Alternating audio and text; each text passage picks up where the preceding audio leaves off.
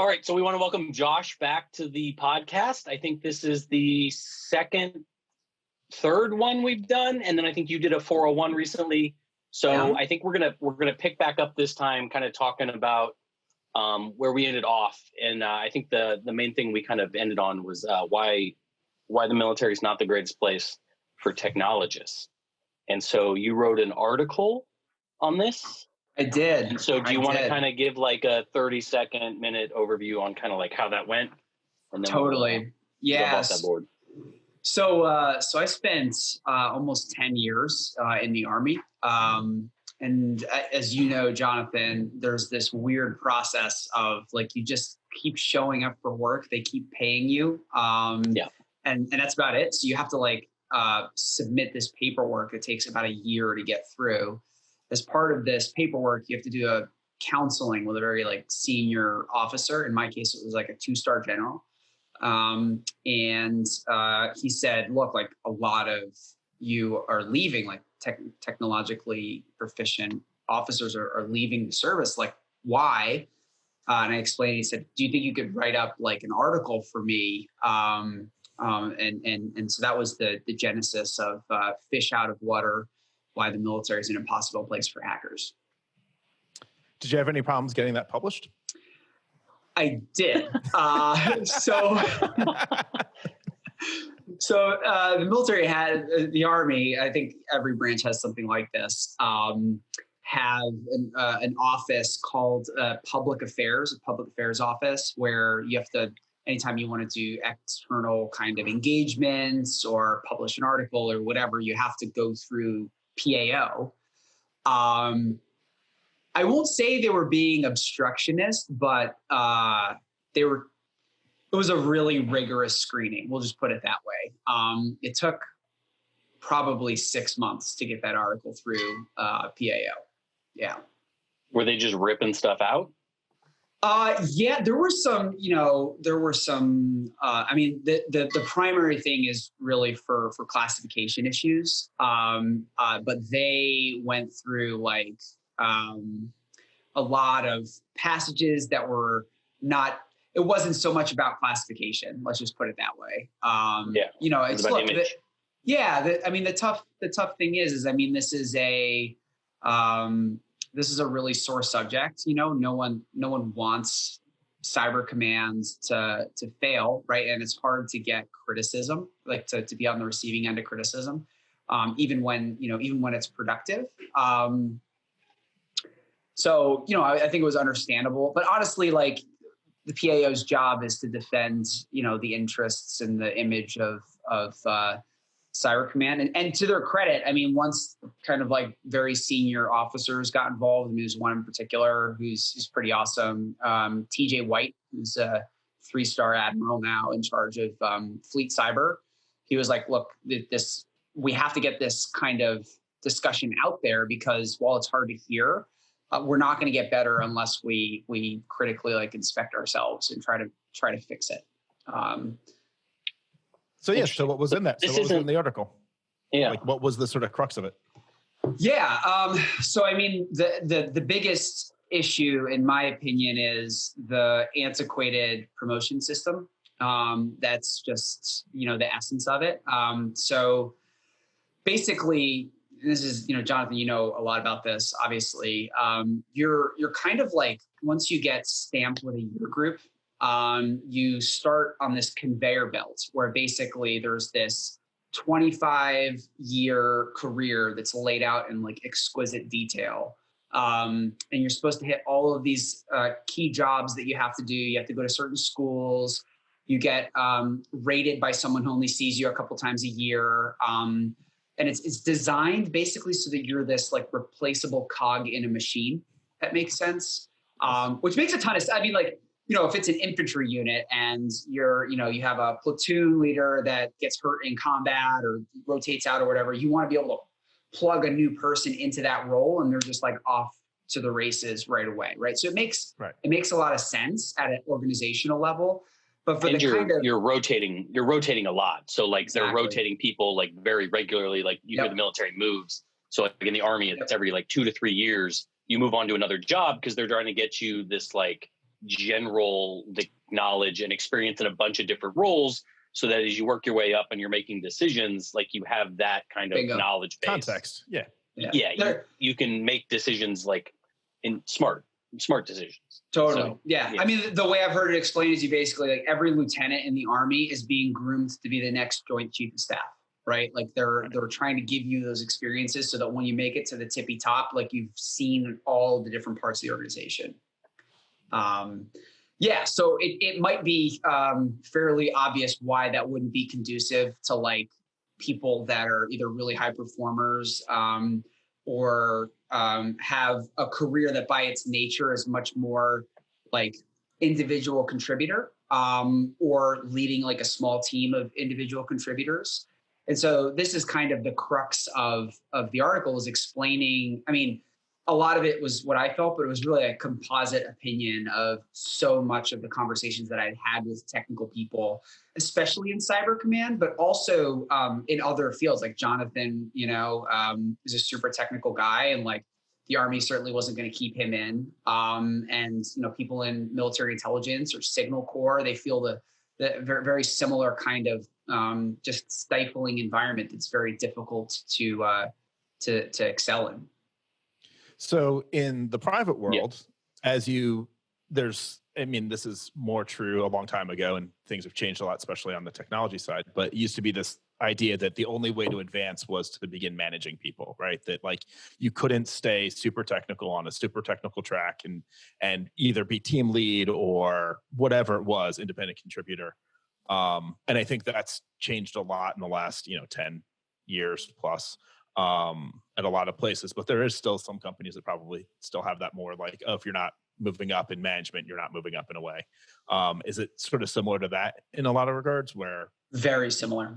Okay. Yeah. I think the easiest comparison is if you think about like pilots, like as you start getting higher and higher in rank, like you fly less and less and less. And so there's just not that path to kind of, especially like as an officer, you can't really say like, no, I just want to keep flying. Like, I don't want to manage people. It's like you're lumped into the whole group because all officers are like generalists. And so you're just lumped into this big old group. And so you can't keep flying unless you resign your commission and go be a warrant officer. And then it's like this whole other like path that you've now taken on your life. And it's very like, that's not the easiest thing to do. And not many people like successfully do that. It is common, but not. And so I'd say that's probably the easiest way to kind of draw that conclusion.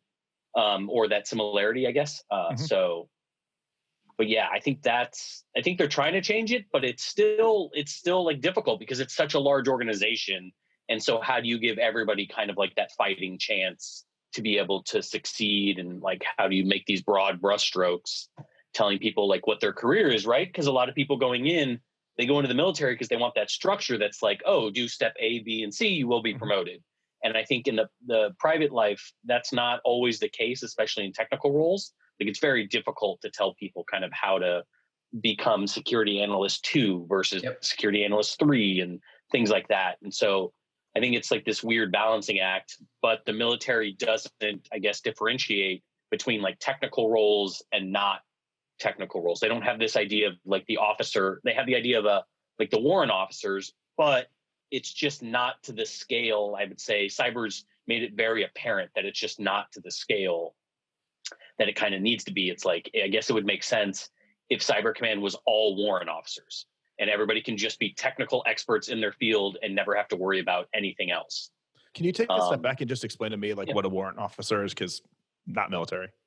Yeah. Josh, go ahead.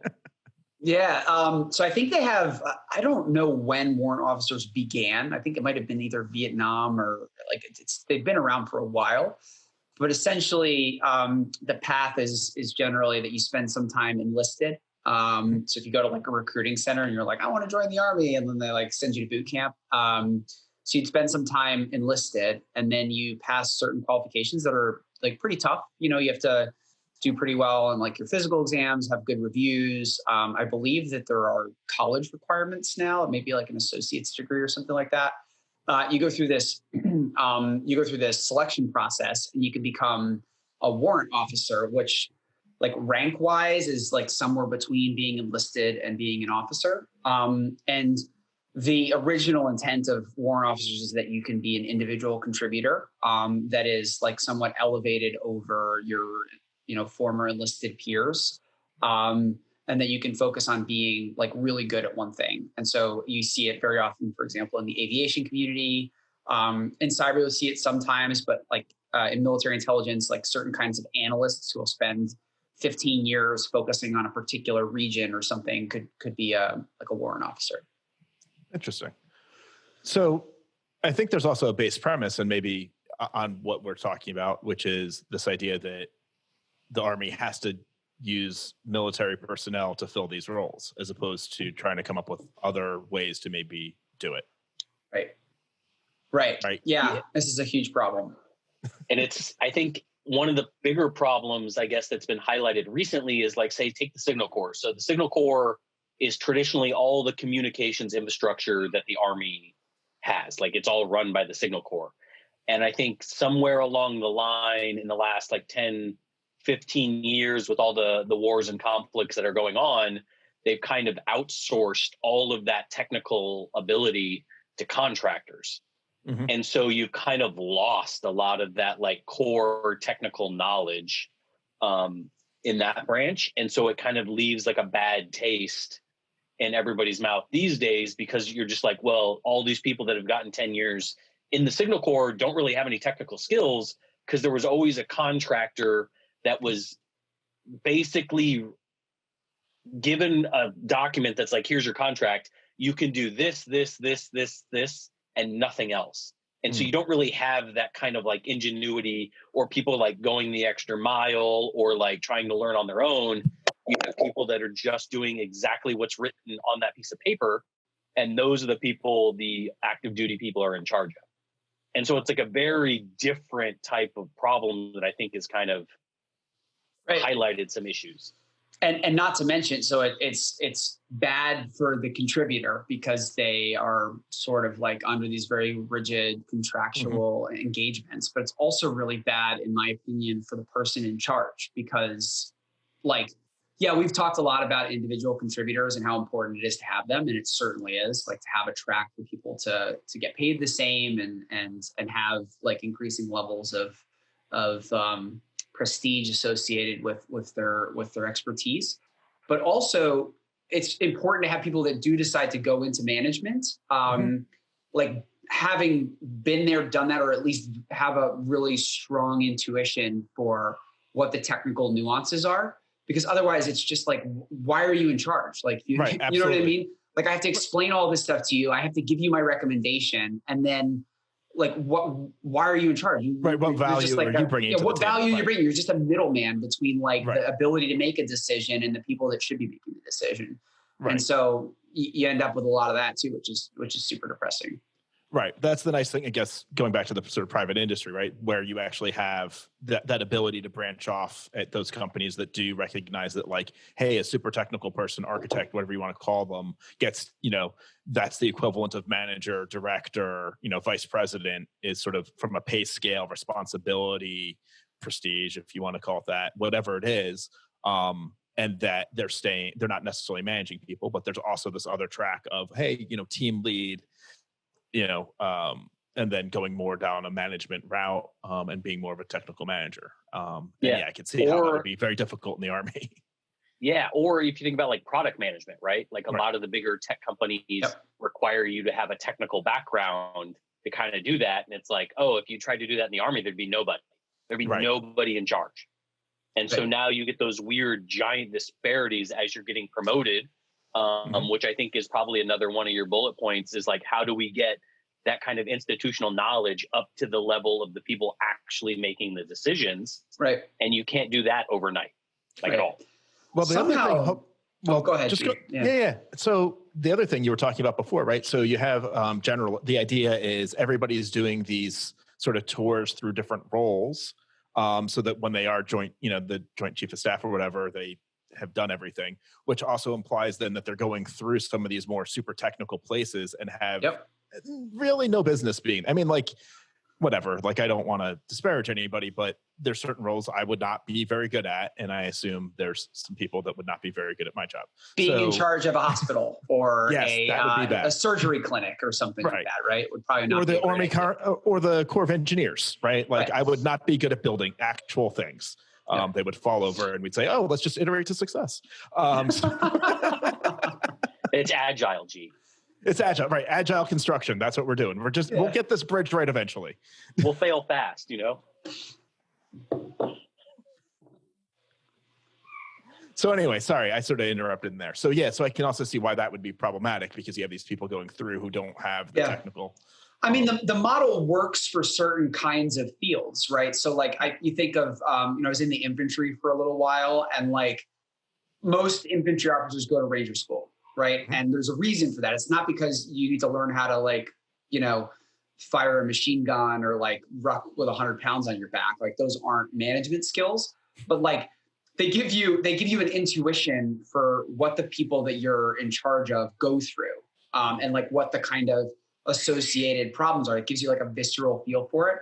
And like, I would argue, mastering the nuances of software engineering is a lifetime endeavor. Whereas like understanding generally how to do like dismounted platoon operations in the woods takes you like a couple of months, and you've got it pretty much, I mean, of course there's like, a lot more nuance to learn, but for the most part, like you've got a pretty good intuition for it after. Are we still doing mounted? Do we still have horses? Are we still doing mounted?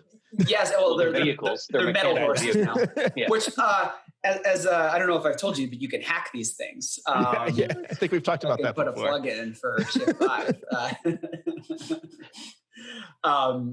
So I mean, I think it's just the system was designed for a different kind of technical expertise on the for combat arms, and it just doesn't map well to the super technical jobs. But somehow, I mean, I do have to say that there are some like real patriots, some of our cohort, Jonathan and me, that have decided, despite all of these problems, to just kind of grin and bear it. And so I am hopeful that there will be some, really technical people that somehow, they latch on to the service aspect of what they're doing, or they see a deeply like flawed organization and they have just like this irresistible urge to stick it out and over the long term and fix it.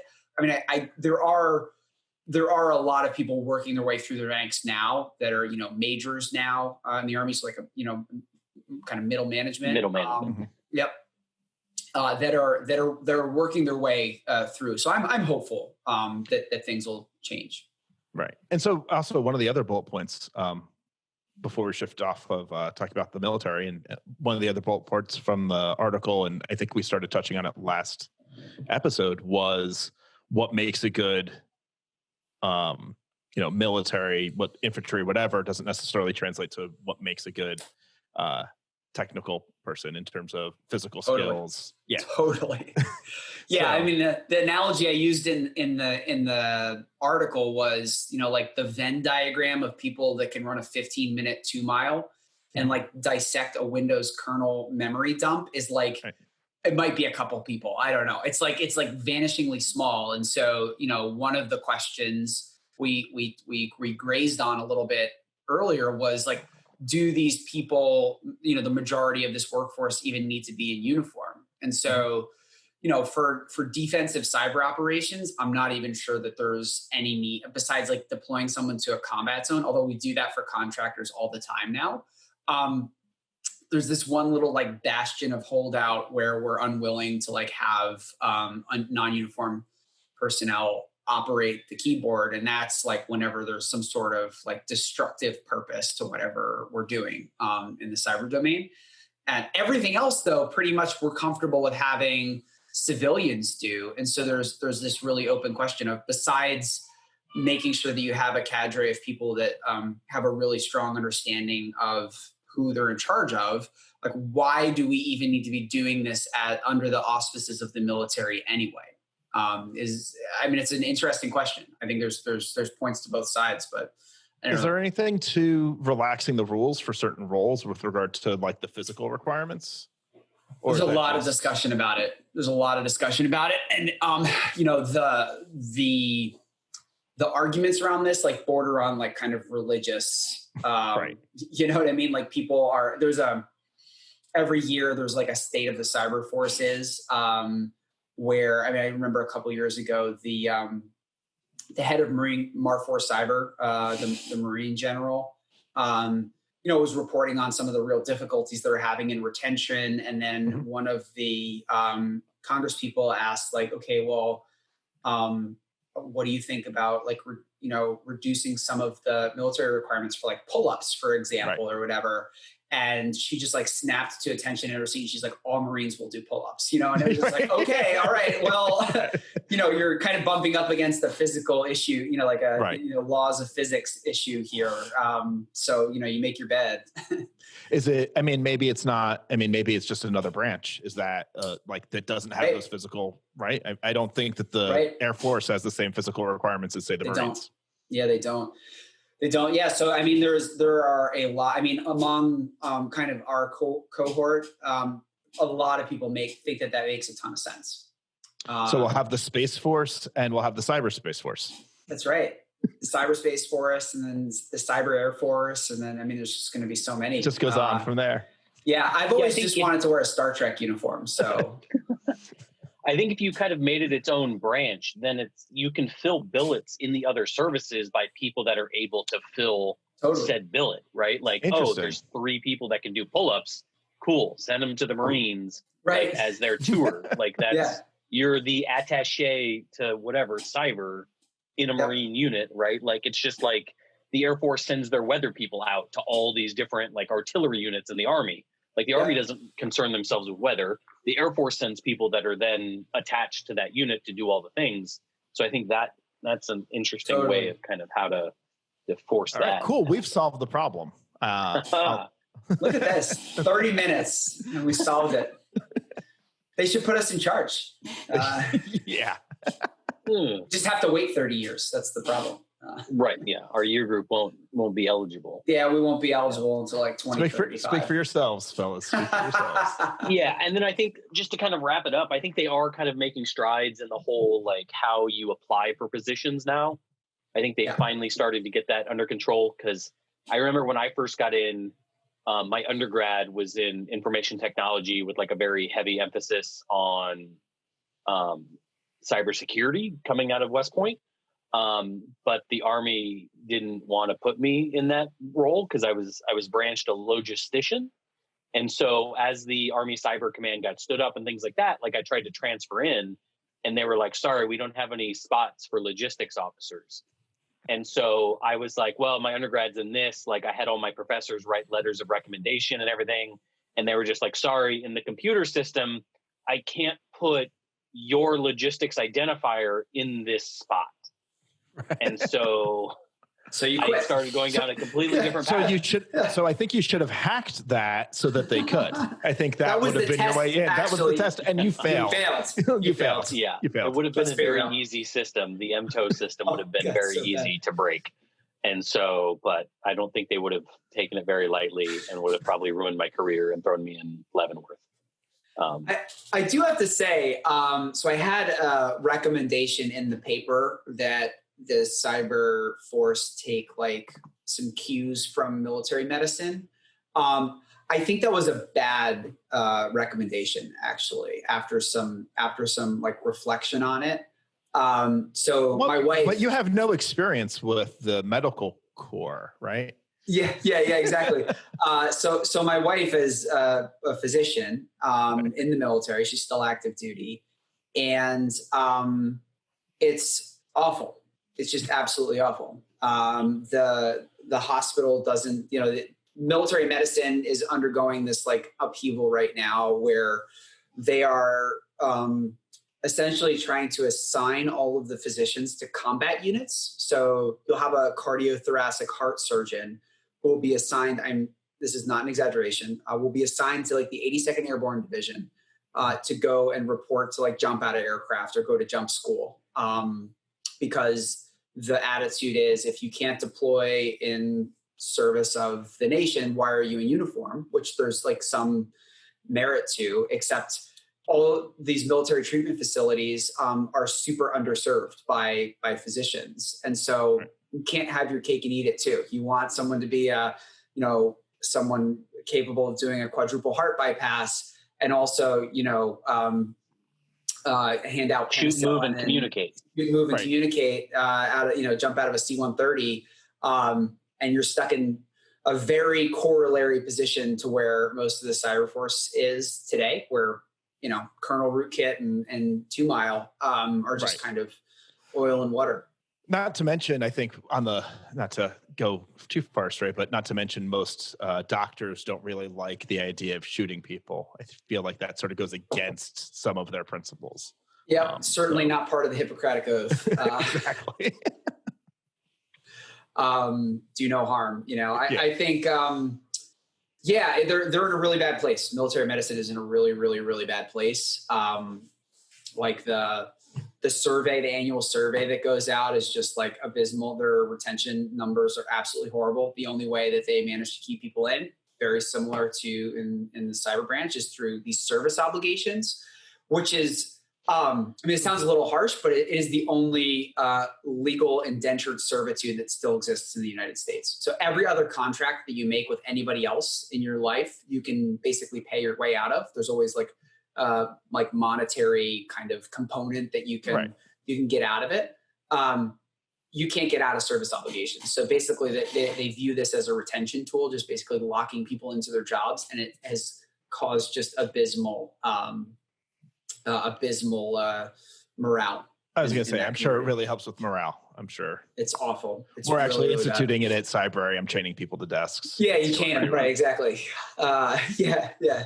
But since it's COVID, I'm chaining them at home. They get chained to their desk at home. It works out pretty well. Right. Yeah. So I mean, if I had to change one thing about the article, that would be, I tried to be constructive and like think of, a solution, and look to a model that maybe was working. And I definitely picked the wrong one there. So I don't know. We'll have to rethink it. Right. I don't know what else you could pick. I don't know what else you could pick. Yeah. What about JAG Core or whatever for lawyers? I feel like that's a very similar. I think it's probably similar. I often think that lawyers and software engineering, very, very similar. Yeah. Both dealing with esoteric language, both either trying to build a contract that can't be broken or trying to figure out how to break a thing that's already been written. Totally. So I feel like there's a lot of overlap there. Yeah. I don't know what the retention numbers look like in JAG. I do know, like, one of the positive things people say about that is you get to practice a lot of criminal law. I don't know what that says about the Army, or like trial law. You get to do a lot of. Yeah, I was gonna say probably trial law more than just straight. Well, both. So I mean, there are some unique experiences, I think, and I've heard some generally good things. But I don't know what the retention numbers are. Jonathan, do you know? I mean, no. Yeah. No, we didn't. I know people I know people that went in to be lawyers like a couple years ago, but I'm so far removed now that I mean, I guess they're still in, but like it's a lot different, I think, for legal, because every level of unit in the military has a legal team.